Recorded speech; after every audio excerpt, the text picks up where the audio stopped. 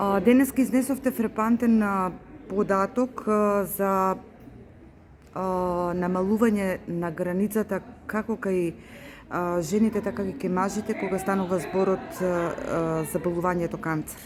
Што се случува во нашиот град? Каде е тоа Велес? Па не општо во нашиот град, за жал нашиот град е водечки во нашата држава по бројот на заболени од карцином на дојка. Најмладата пациентка што е во нашата FB група, Љубов Смеѓемеда Шури, како што ни се вика издруженијето, е со 21 годишна возраст оперирана од карцином на дојка. Гинеколошки најмладата пациентка во нашата држава е 17 години.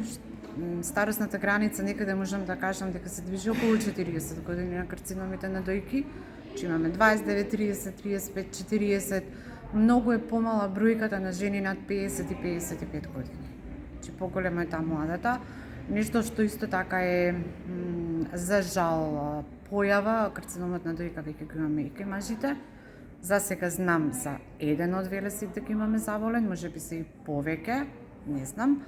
Меѓутоа треба да обратат внимание и мажите, машките деца, нели, да се ги пипкаат градите при секој тушир. Ако приметат промена, да не рече дека јас сум маж и мене не може ништо да ми се случи, може, подобро да си оди, не е срамно, не е страшно, што и да е. Посебно карциномот на дојка денес се лекува.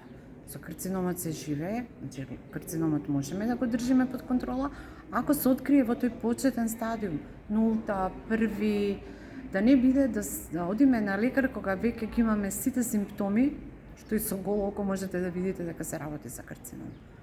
А во ерата на дигитализација, на ехо, на мамографии, на достапност, на информации, жалосно е вие да седите дома, да пипкате, значи имаме и такви случаеви, каде што не си ја напипкала грудката во својата дојка, па чекала, ајде да помине свршувачката на синот, матурата, па свршувачката, па свадбата да не им ја расипам, и веќе за година и пол е премногу долг период каде што болест зима прогресија и за жал пациентот завршува фетално. Благодарам.